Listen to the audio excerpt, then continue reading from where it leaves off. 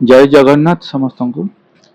जीवन रे जेतेबेले सब किछि भांगी पड़ुची बोली लगे सेतेबेले मनुष्यर प्रकृत असल शक्ति प्रकाश पाई थाए। अंधकार जेते गभीर हेउथाउ सकाळ सूर्य को ही केही रोकी पारिबे नहीं। सेहीपरि तुम जीवन में जेते कष्ट आसुथाउ गोटे दिन सफलता आलोक निश्चिंत छुईब। आवश्यक केवल धैर्य, आत्मविश्वास और निरंतर परिश्रम।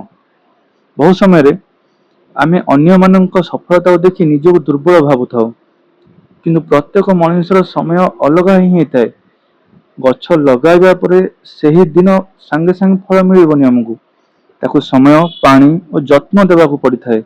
सेहीपरि स्वप्न को सत्य करिया पई मध्य समय और परिश्रम भी आवश्यक। एवं धीरे धीरे हेउ बरं किंतु आगको बढ़ी चलो। सबुठारु बड़ विफलता हेउची चेष्टा करिवा पूर्वरु हार मानि जिवा।